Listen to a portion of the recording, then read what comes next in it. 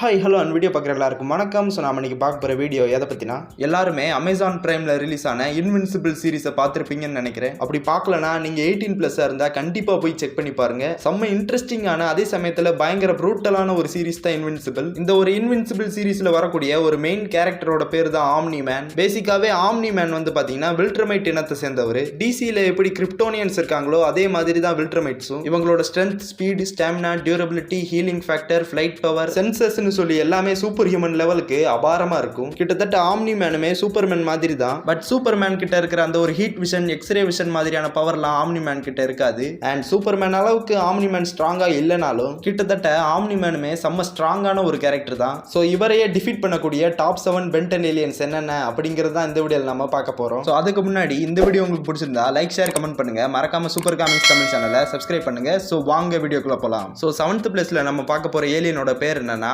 Ultimate echo. பேசிக்காவே omni man மாதிரியான வில்ட்ரமைட்ஸால அதிகப்படியான சத்தத்தை தாக்கு பிடிக்க முடியாது. அந்த ஒரு சத்தம் அவங்களோட உள் காதுகளை பயங்கரமா டேமேஜ் பண்ணும். இன்னும் சவுண்ட் அதிகமாச்சுன்னா அதனால ஏற்படக்கூடிய வலியில ஆம்னி மேன் மயக்கம் போட்டே விழுந்துடுவாரு. அண்ட் அல்டிமேட் எக்கோவோட மெயின் பவரே சவுண்ட் தான். அதால ரொம்பவே அதிகப்படியான ஃப்ரீக்வன்சில சவுண்டை ரிலீஸ் பண்ண முடியும். ஸோ தன்னோட சவுண்ட் அட்டாக்கை பயன்படுத்தி அல்டிமேட் எக்கோவால ஆம்னி மேனை டிஃபீட் பண்ண முடியும். அதே சமயத்துல ஆம்னி மேனாலையும் தன்னோட பிசிக்கல் ஸ்ட்ரென்த்தை பயன்படுத்தி அல்டிமேட் எக்கோவை டிஃபீட் பண்ண முடியும். ஸோ ரெண்டு பேருக்குமே ஒருத்தர் இன்னொருத்தரை டிஃபீட் பண்றதுக்கு 50-50 சான்ஸ் இருக்கு. அதனால தான் அல்டிமேட் எக்கோவை நான் 7th பிளேஸ்ல போட்டிருக்கேன். ஸோ அடுத்ததா 6th பிளேஸ்ல நம்ம பார்க்க போற ஏலியனோட பேர் என்னன்னா பெஸ்கி டஸ்ட். இந்த ஒரு பெஸ்கி டஸ்ட் ஏலியனால தன்னோட ஸ்லீப்பிங் பவுடரை ஸ்ப்ரே பண்றது மூலமா ஆம்னி மேனை தூங்க வச்சிட முடியும். ஸோ ஆம்னி மேனை இந்த ஒரு ஏலியன் ரிலீஸ் பண்ணணும்னு நினைச்சா மட்டும்தான் ஆம்னி மேனால எழுந்திருக்க முடியும். இல்லைன்னா ஆம்னி மேன் தன்னோட வாழ்நாள் முழுக்க தூங்கிக்கிட்டே தான் இருப்பாரு. அண்ட் இந்த ஏலியன் தூங்குற ஆம்னி மேனோட கனவுக்குள்ள புகுந்து அவரை பயங்கரமா டார்ச்சர் பண்ணியே டிஃபீட் பண்ணிடும். பட் உண்மையிலே ஆம்னி மேன் நினைச்சா இந்த ஒரு ஏலியனை சிங்கிள் பஞ்சில் டிஃபீட் பண்ணிட முடியும். பட் என்னதான் இருந்தாலும் இந்த ஒரு பெஸ்கி டஸ்ட் ஏலியனும் ஜெயிக்க வாய்ப்பு இருக்குங்கிறதுனால தான் இந்த ஒரு ஏலியனை 6th பிளேஸ்ல போட்டிருக்கேன். ஸோ அடுத்ததா 5th பிளேஸ்ல நம்ம பார்க்க போற ஏலியனோட பேர் என்னன்னா வேபிக். இந்த ஒரு ஏலியனோட ஹைட் மட்டுமே 200 feet வரைக்கும் இருக்கும். இதோட சைஸுக்கு ஏத்தாப்புல இதோட ஸ்ட்ரென்த்,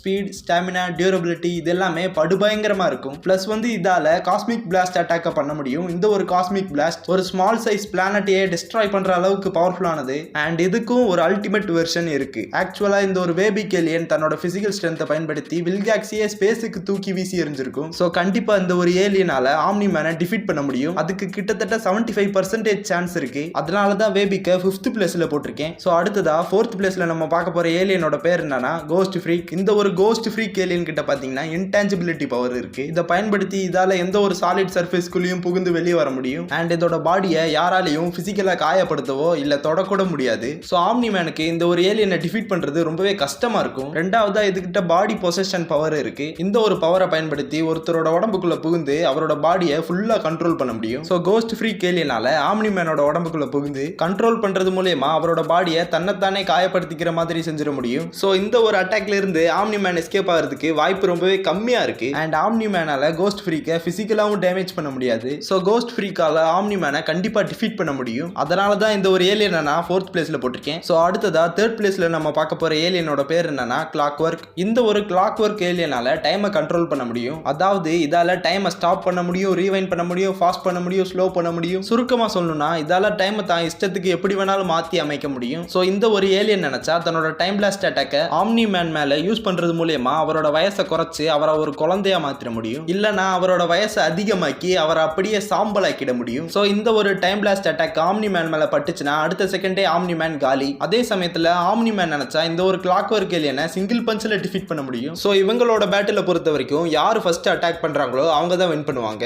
ஸோ ஆம்னி மேனையே சிங்கிள் அட்டாக்ல டிஃபீட் பண்ற அளவுக்கு இந்த ஒரு கிளாக் ஒர்க் ஏலியன் பவர்ஃபுல்லா இருக்கிறதுனால தான் இதை 3rd பிளேஸ்ல போட்டிருக்கேன். ஸோ அடுத்ததா 2nd பிளேஸ்ல நம்ம பார்க்க போற ஏலியனோட பேர் என்னன்னா அட்டாமிக்ஸ். பென்டன் கிட்ட இருக்கிறதுலயே செகண்ட் மோஸ்ட் பவர்ஃபுல் ஏலியன் தான் அட்டாமிக்ஸ். இந்த ஒரு அட்டாமிக்ஸ் ஏலியன் கிட்ட பாத்தீங்கன்னா ஆம்னி மேன் கூடவே இறங்கி சண்டை போடுற அளவுக்கு பிசிக்கல் ஸ்ட்ரென்த் இருக்கு. பிளஸ் இதோட உடம்பு ஃபுல்லாவே நியூக்ளியர் எனர்ஜி சேவ் ஆயிருக்கிறதுனால ரொம்பவே பவர்ஃபுல்லான நியூக்ளியர் பாம், அட்டாமிக் பிளாஸ்ட் அட்டாக்லாம் கூட பண்ண முடியும். அண்ட் அதிகப்படியான ஹீட் வந்து பாத்தீங்கன்னா ஆம்னி மேனுக்கு ஒரு வீக்னஸா இருக்கு. சோ இந்த அளவுக்கு பவர்ஃபுல்லான நியூக்ளியர் அட்டாக்லாம் ஆம்னி மேனால சமாளிக்கவே முடியாது. சோ அட்டாமிக்ஸால ஆம்னி மேனை கண்டிப்பா டிஃபீட் பண்ண முடியும். அதனால தான் இதை 2nd பிளேஸ்ல போட்டிருக்கேன். அடுத்ததா 1st பிளேஸ்ல யார் இருக்கா அப்படிங்கறத பாக்குறதுக்கு முன்னாடி ஒரு சின்ன ஹானரபிள் மென்ஷன். ஃபர்ஸ்ட் யார் இருக்கானா கிராவடாக். இந்த ஒரு கிராவடாக் ஏலியனால ஒரு பொருளோட கிராவிட்டியை எப்படி வேணாலும் மாத்தி அமைக்க முடியும். அண்ட் தன்னோட கிராவிட்டி பவர் மூலமா ஒரு பிளாக் ஹோல் ஹோலே கிரியேட் பண்ண முடியும். அண்ட் ஆம்னி மேன் வந்து பிளாக் ஹோல்ல மாட்டிக்கிட்டாருன்னா அவரால் அதுல இருந்து அவ்வளவு சீக்கிரம் எஸ்கேப் ஆக முடியாது. அதனாலதான் கிராவடாக்க நான் ஹானரபிள் மென்ஷன்ல போட்டிருக்கேன். ரெண்டாவது வந்து பாத்தீங்கன்னா பென் வில்ட்ரமைட். ஆக்சுவலா ஆம்னி மேன் வந்து பாத்தீங்கன்னா ஒரு ஏலியன். ஆக்சுவலா பென்னோட ஆம்னிட்ரிக்ஸ் வந்து புதுசா ஏதாவது ஒரு ஏலியன் பக்கத்துல இருந்துச்சுன்னா